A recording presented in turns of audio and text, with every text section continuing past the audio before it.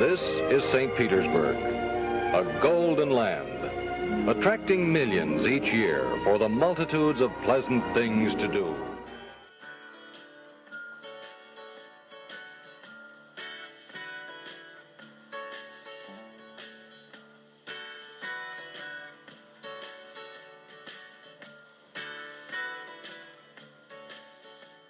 When I started learning more about the history of the city, I was just completely amazed. I mean, everybody who was anyone during probably from late 1800s through the 1940s came to St. Petersburg or Florida in the wintertime.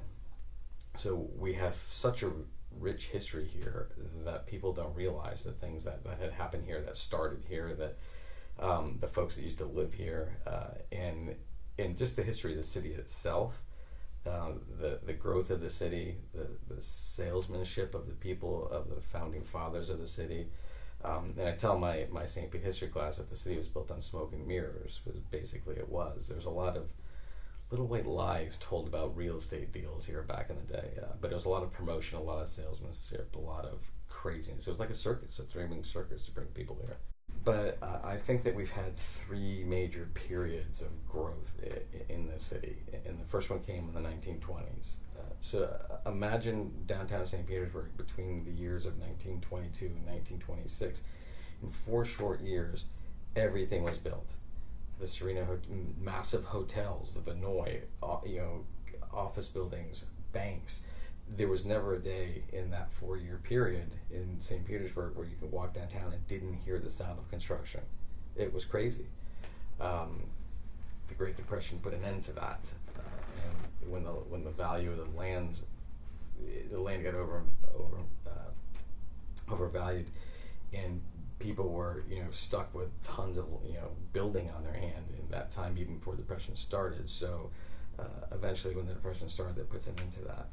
The golden era of St. Pete was another major boom post World War II in building, in everything, but it was completely different because the 1920s explosion in growth was based around building a city that was for rich tourists. They were building a city that people would come to and live here part of the year. So you'd get here right after Christmas or right after Thanksgiving, and you'd leave right after Easter. Everything in the 1920s that was built geared towards that. Hotels, restaurants, entertainment, the $1 Million Pier, the Coliseum, the theaters that were built, the Florida Theater, all the major theaters that were in downtown St. Pete at the time. So everything was aimed at nothing but pure, wealthy tourists. Before World War II, Florida was the least populated state in the South, as far as people is concerned. We had a lot of cows, a lot more cows than we did people. But World War II changed that because when the government realized it had to build a 10 million man army, it was going to cost them a fortune to build barracks, training facilities, and everything. And the Depression had decimated the whole Florida hotel tourism scene. So the folks in Tallahassee and all these major cities contacted the federal government and said, "Hey, we've got everything you need." So millions of soldiers came to Florida. Over 150,000 came to St. Petersburg alone. So from 1942 to 1944, we were a major training facility for the Army Air Corps and for the Merchant Marine at Bayroll and for a bunch of other people here. Bombers would take off from MacDill Field. Planes would take off from Albert Whitted. They'd take off from which is now St. Pete Clearwater Airport. We had all kinds of Navy ships in Bayroll Harbor. We would strafe and bomb Cabbage Key, which is Fort DeSoto, in training facilities. They would land in those big landing crafts and come running out on the beach. This is where they practiced. The Vinoy was the headquarters, was an Army headquarters. It wasn't open to the public for those years. So now imagine you're a soldier from Fargo, North Dakota, right? And you come to St. Petersburg in January and February 1943 to train. Go away, you fight, you beat the bad guys, you win the war, you save the world, which they did. And now you come back to your farm in Fargo, and it's 32 below zero, thinking, man, 3 years ago I was on the beach in St. Petersburg, Florida. They came back. by the thousands. They came back to Florida. So the growth, the golden age growth, was just that. It was families. It was people that were moving here to live here year round. So even though the growth of the 20s, dollar-wise, was probably more, it was because it was major hotels and things like that that were being built. But it wasn't, for permanent residents. This was a complete different growth. And it actually created St. Petersburg.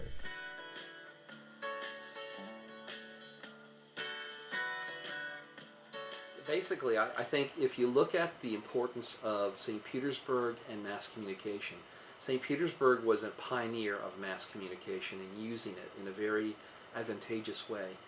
From the 1920s, working with the newspaper publishers, the city worked in concert with them. In the 1940s, 1950s, and even into the 1960s, the city worked with media outlets that it either contracted with or photographers or others to try to promote the beauty of the city. St. Petersburg, after World War II, really goes through a big transition. Tourism was a big part of its history back since the 1920s, but it tried after World War II to use new forms of marketing. Long before television existed in this area, they were actually trying to use television in the late 1940s and early 1950s to bring people here. They were trying to market in a way to bring a whole new demographic. St. Petersburg would not be St. Petersburg without media and without having a lot of very forward-thinking media moguls who were involved in the planning of how St. Petersburg's message was going to be spun to the rest of the nation. This is St. Petersburg in Pinellas County, Florida, famous throughout the world as the Sunshine City. Here, sunshine abounds throughout the year. It's fun to rest in the sunshine between shopping trips. Boating is a lot more fun in the sunshine, too. And of course, swimming in the sunshine brings out that nice Florida tan. So what happens is during the 1950s and 1960s, the city took a very aggressive, forward-thinking marketing plan, and they were still targeting the older demographic. In the early part of the years right after World War II, 1947-48, the city came on board with an advertising agency that began to market St. Petersburg. They started to make these films, 1947-48 and through the early 50s, which talked about St. Petersburg as this retirement paradise, this tropical place to go to, a place where you could live in a very reasonable way. On our way to the pier, that warm sun and the palm trees made it hard to believe that this was really the Christmas season.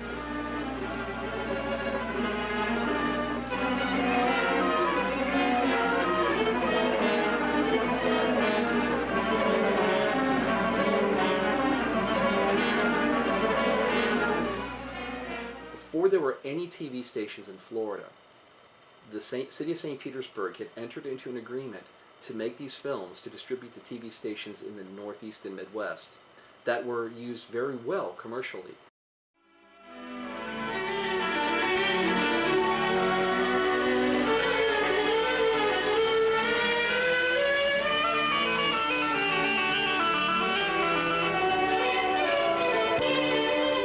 I think Christmas is wonderful, but I was sure it would be better without the cold, unpleasant weather.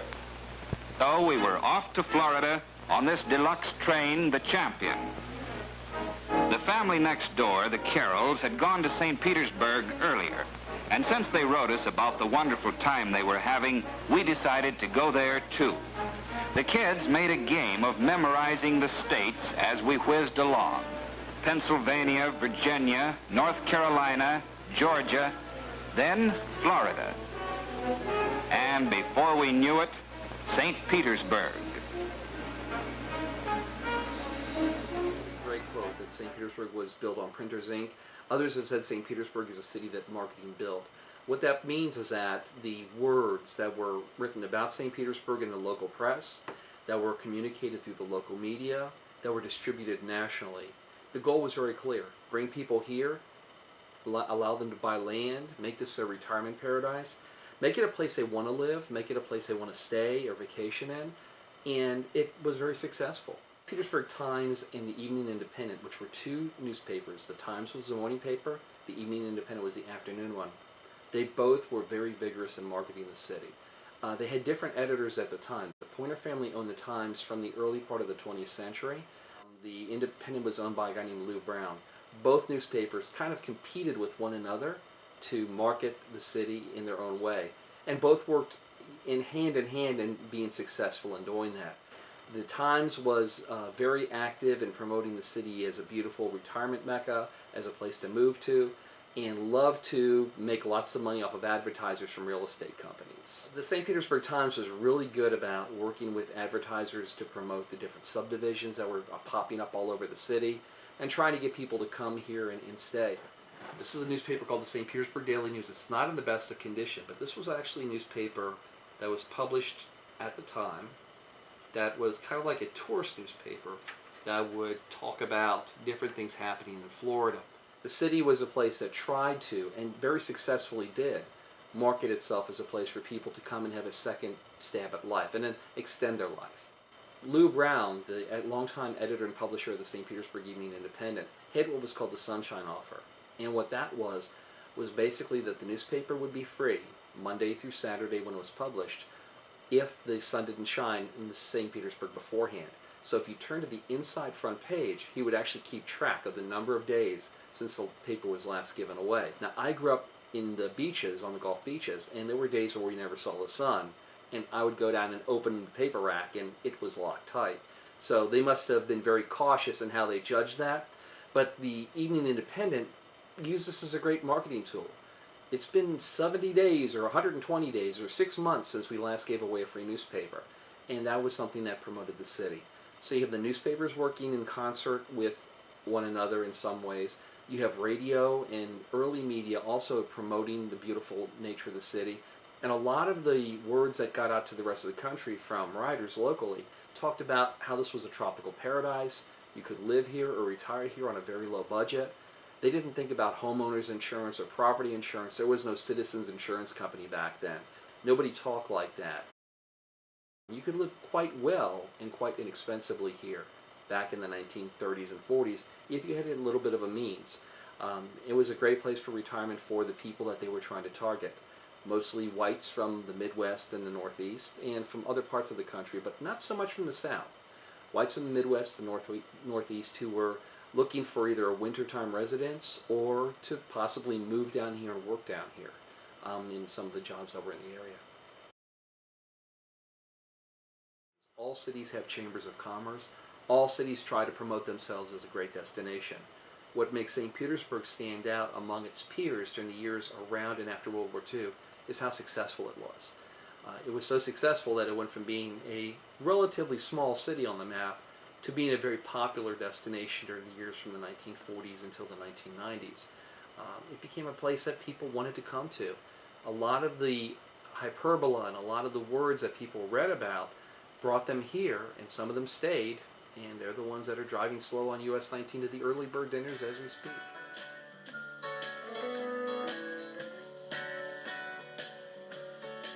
It was after I had retired. At some point, History Press sent me an email and said, hey, you got anything else you'd like to write about?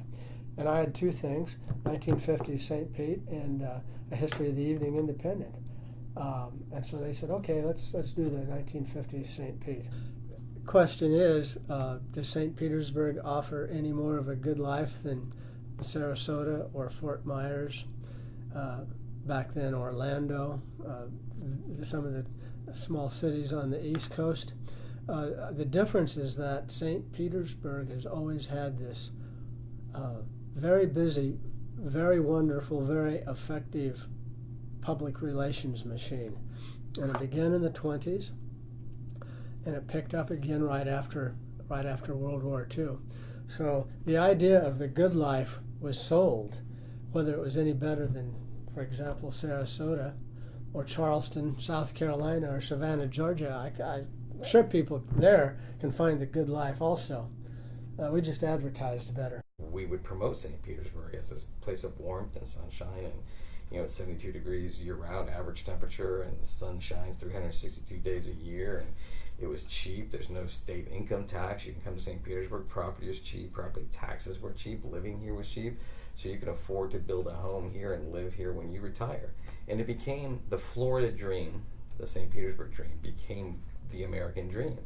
I mean, you work in a car factory and outside of Detroit, Michigan, building Fords or whatever you're building, and you work all your life, and you save your money, and then when you after 25 years or whatever, you get your little golden watch and retire, and you retire to Florida.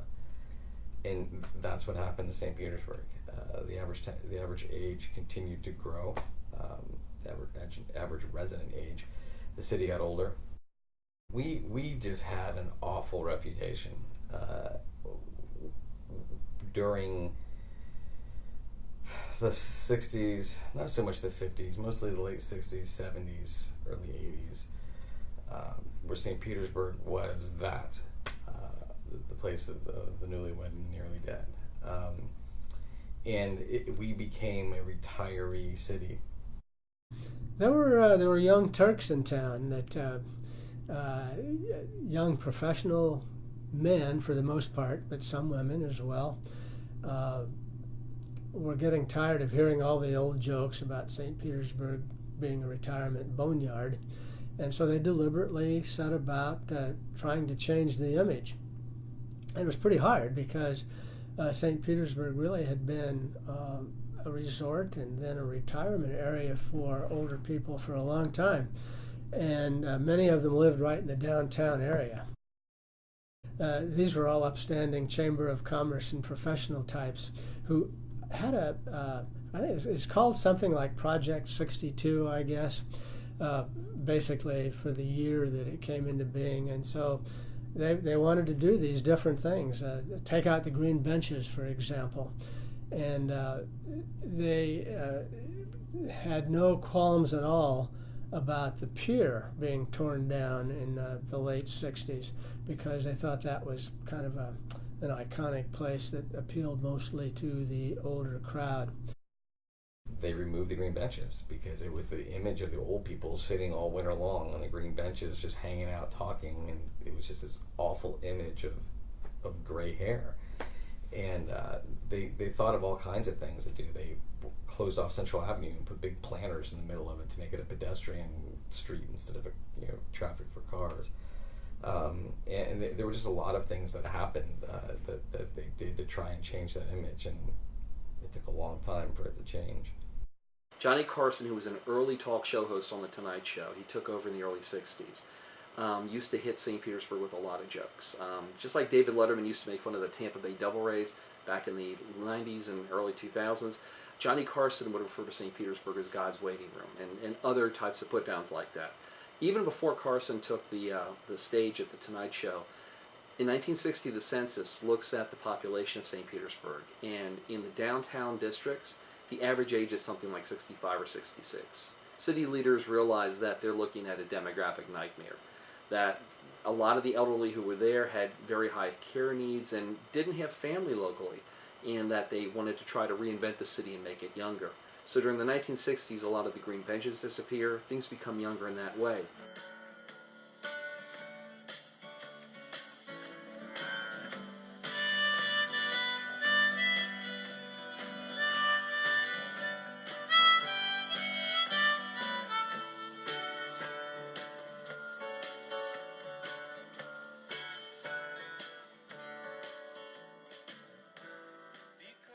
In 1954, when the Skyway opens up, the first Skyway bridge, what that does is it moves the traffic out of the downtown. So it makes the downtown not as important to people anymore. When the interstate's being built in the early 70s, it's also going to move traffic away from the downtown businesses. Nationally, life was changing. We'd all been through the Cuban Missile Crisis, or the episode that came to be known as the Cuban Missile Crisis, a few months before. We'd experienced in 1963 a young president's assassination. Life was changing in the U.S. and people were beginning to have a little bit of a different worldview, just as St. Pete, in a microcosmic kind of a way, was also beginning to look at itself in a different way. We were still a couple of years away from the real counterculture movement that kind of kicked in maybe 1965, 66, 67 with the Summer of Love and all of that, but it seemed 63 seemed a good place to end it.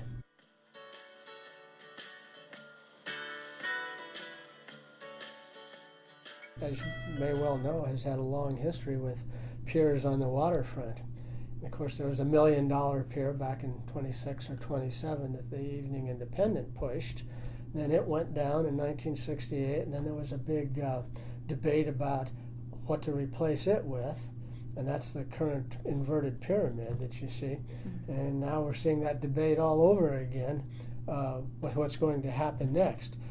I think to fully report this pier issue as it's going on right now, sometimes you almost have to look back at the previous ones in the 1970s, then in 1926, when there were those two piers both had a lot of controversial discussion surrounding them. So this is nothing new.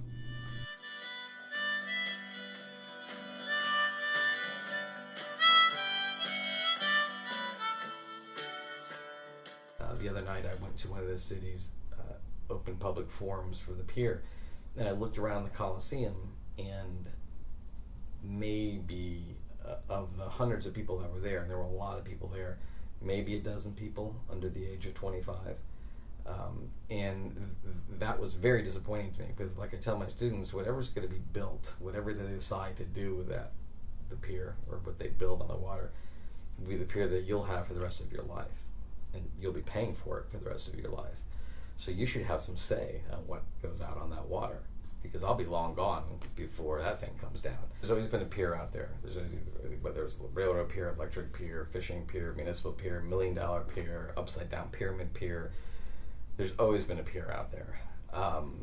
And you know, I feel personally that we need one. It is a focal point for the city. The rebirth of the downtown, the renaissance of Beach Drive and all the downtown has been tremendous. So to see this downtown is fabulous, the rebirth of downtown. The pier has to be the anchor of that. The pier has to be a major focal point for the city.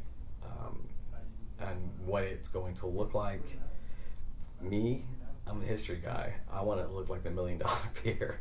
I want it to look, Mediterranean Revival. I want it to look Vinoy-ish. I want it to look Spanish-ish. I want it to look like it belongs in St. Petersburg. But I also want to see all kinds of cool things out there. Because my biggest problem with the pier is, like, when you leave our building and you walk to the end of the pier, you see grass, sand, and water. And there's nothing else to do. I think there should be all kinds of activities leading all the way out to the end of the pier.